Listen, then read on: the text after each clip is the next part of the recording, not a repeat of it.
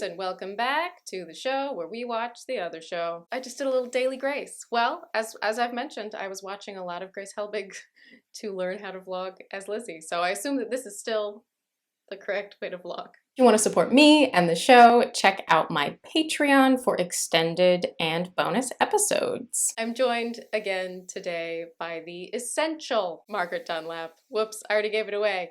I'm still gonna do it. My name is Ashley Clements. And my name's not Margaret Dunlap. I've been lying the whole time. No, oh, wow. I what am. A twist. And this is the Look Back Diaries. Ba-ba-ba-dup. Let's watch an episode that you wrote.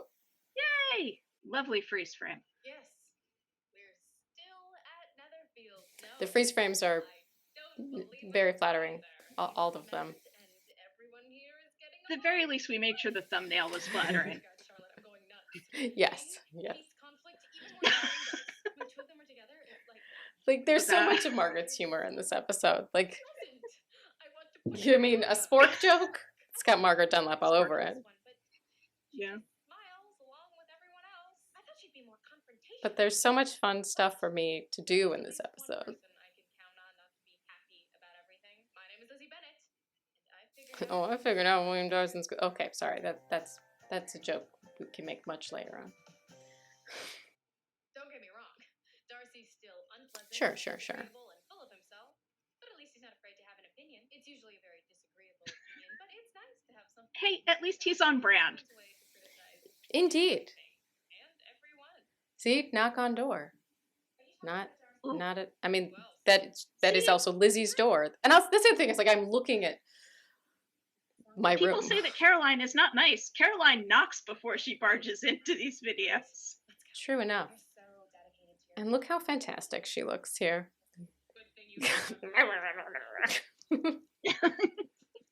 As we cunningly covered up what was probably Bernie's laptop.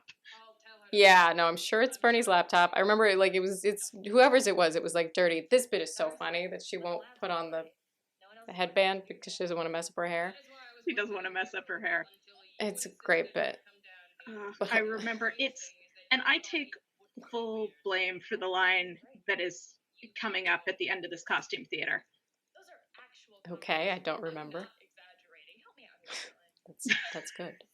Because I remember it's like, it is very much a Margaret's voice line, and Jessica was like, I'm like, she was too polite to say, I have no idea why I'm saying this line. And I'm like, you were promised there were no hats. And she's like, oh, right. Hey, Charlotte. Well, I like it. You're so cute. I know. She's waiting down in the town car with Darcy. Like, also the fact that he just, like, climbs on the bed. I mean, it's the only way to get all three of us in. So we just have to buy into, like, yes. And again, Christopher Sean can sell this because, speaking of sincere, as has been a running theme on the episodes that you're on so far, like, he brings such this, like, genuine puppy dog energy. Such puppy dog to energy. Bing. Like, just a big, beautiful puppy. Yeah, but oh god, no, I Abs for remember days. discussing how are we going to get three people into this shot because everything behind you is taken up by the bed. By a bed. Yep, There's all bed. There's no floor room for you.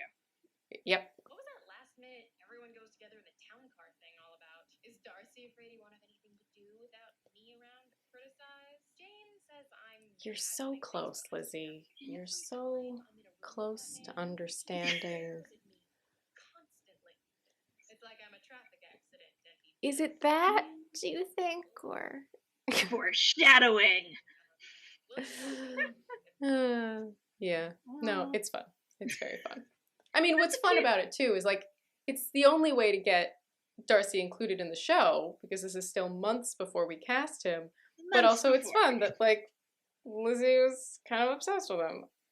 It plays. What also makes this a quintessentially Margaret episode was it was basically crafting an episode out of a 2-line incident in the book where they're out walking in the garden and the path is not wide enough to accommodate 3 people to walk together, and this is how like it winds up being coupley with Lizzie excluded. And I remember when I was rereading the book before we were doing the show. And while we were in it, it's just like, well, this is one of those things that obviously we're not going to turn into an episode. And then here we were with an episode that we needed.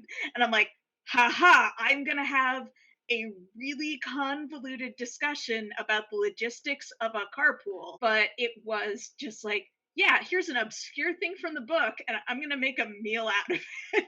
A lot of the ways in which updating things for a contemporary audience, when we didn't have these strict societal rules, involved coming up with more convoluted reasons why it had to be this way. Like the fact that we're at Netherfield because of a construction project, but they don't have enough room for Lydia, so Lydia's gonna go somewhere else. And Lydia's staying with a cousin. Yeah. I feel like you were the one who had to write a lot of the episodes of like, let me explain why this thing that doesn't really make sense is happening this way and has to happen this way. Not everything is a gem. Lest your compliments of me have people thinking that I am some kind of infallible genius. Let's I'm deflate sure that really that hard. there are. I'm just complimenting everyone. I mean, people keep coming on the show and saying nice things about my acting, and I'm like, thank you. You did a very good job. We were lucky to have you. See, I was just fishing. I was just like, people keep saying that I'm a good actor when they're a guest on the show. As you are. Thank you. You know, I do have to like keep reminding myself that this was 10 years ago. Of course I would do it differently now. But there are moments where I'm like, oof, We were so young. Ashley, you And tried. we did it, You were. and it got made, and so it is better than the unrealized version that is still in our heads. What a great point, right? Like any criticism that you can make of it is like, okay, could it have been better? Undoubtedly. But it exists. Yeah. And a lot of other things that could have been great don't. Because making things, that's the other thing. You know, when like you get dumb internet criticism, it's like, do you know how hard it is to make stuff? Yeah. It's very hard. If you don't like it, you go make it.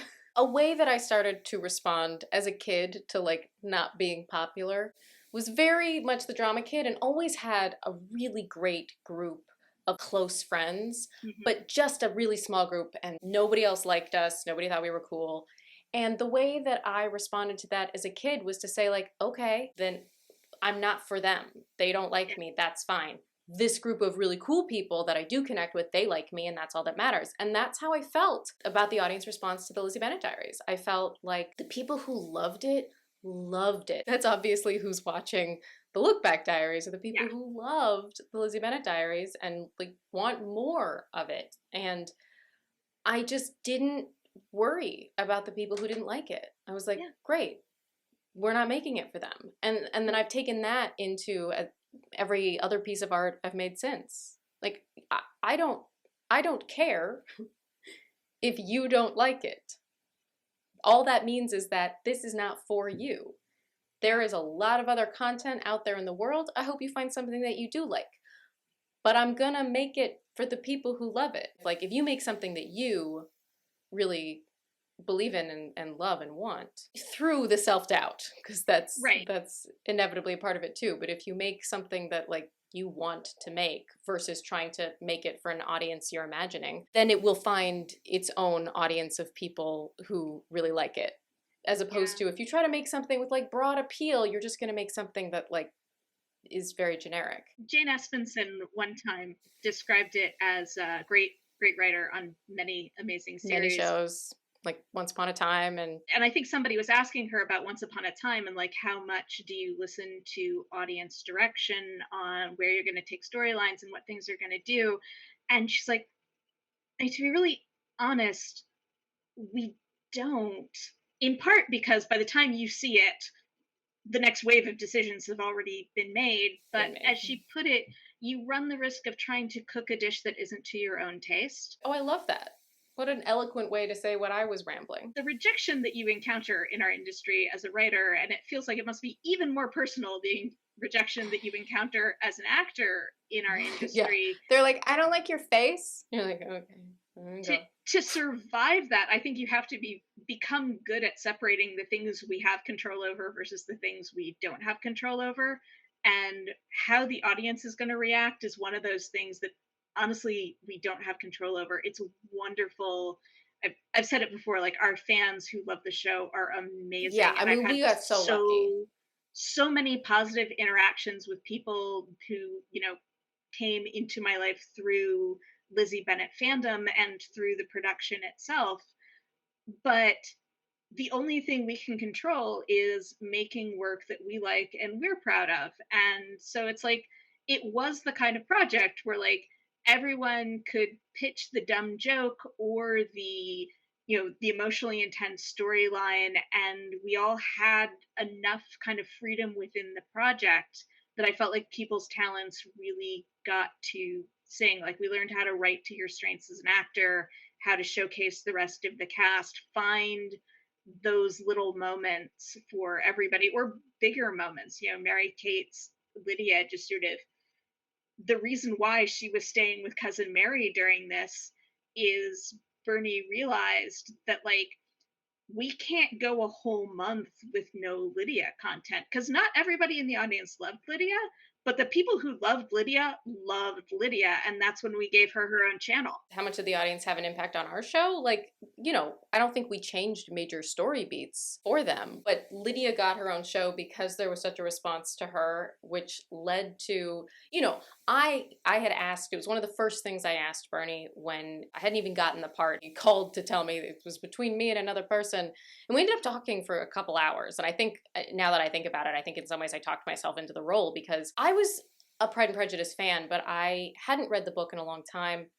But I was so excited about it from the audition process that I had just reread the book right after the callback. Wow. So I had just reread it and I didn't have the part. I was thinking about, how are you going to adapt this and how are you going to adapt this? And so I had all those kinds of questions for him when he called to say, like, hey, it's between you and another person, and I want to talk to you about what this process would entail, because it's not like a typical acting job. And, he told me stuff and I was like, yeah, I'm on board for all of that. How are you going to adapt this part? What are you going to do with this? How is this going to work out? And the first thing I asked was, how are you adapting the Lydia and Wickham story? Yeah. Because I was nervous that it could be handled poorly. And he told me sex tape, and I was like, oh, that's really brilliant. So it's not like any of that changed because of the audience response to Mary Kate, but there was so much more of Lydia's side shown because of how people responded to her. And so, I mean, she has a voice. You have Lydia in the book is very much there to prove a point. right. Jane Austen has an opinion about Lydia. I don't read her as neutral towards that character. I don't read Jane Austen as neutral towards any of her characters. Like, Jane Austen is a very opinionated narrator, and it's one of the things to me that's enjoyable about reading Jane Austen. Well, we read it for those sort of opinionated quips and the side, sort of very the side remarks. It's really great, but you put an actress there, and especially you give her a first-person point of view, and all of a sudden, she's a fully three-dimensional person. And when you put a great actor in the role as well, like, it works. She took off. She was I think I can say this in present company without offending you, but like, she was the easiest casting decision we made. Like, from the first that's round, just so obvious. Yeah. From the first round of Lydia's, like, they sent me the tapes of, like, these are our candidates, and I called Bernie up. I'm like, so it's Mary Kate, right? It was no contest. Like, I didn't know necessarily how everything else was going to go, but it was like, well, obviously that one's Lydia. But I do remember getting back to the idea of interactivity. It's like, in 2012, the idea of audience interaction, like, it was a point where, like, that was a super sexy idea. And so people in the new media community, or like sort of press around it, like, you get a lot of, it's like, oh, well, how is the audience affecting the storyline? And it's like, we're based on a novel that literally is turning 200 years old this year. Like, the deal we made, the promise that we made our audience is, you've showed up for Pride and Prejudice. There's only so much prejudice we can change. And I would say at the time, like, being interactive with your audience is not the same as letting the audience drive the bus, because it's different to interact with them than to have a choose your own adventure. Exactly. And I think things were very much in choose your own adventure mode. And I would always say, it's like, look, why do you take the bus? So that somebody else will drive. I don't think that's what audiences come to us for. But the interaction was very much more like, on other platforms was the feeling that this was a whole world that you could Yes, be that part it was of. immersive in Yeah. that way, that you could pretend that Lizzie was real, even though we were acknowledging that she was not. Well, Margaret, clearly you and I could talk for hours about this, and so let's do it again soon. And Let's do it again soon.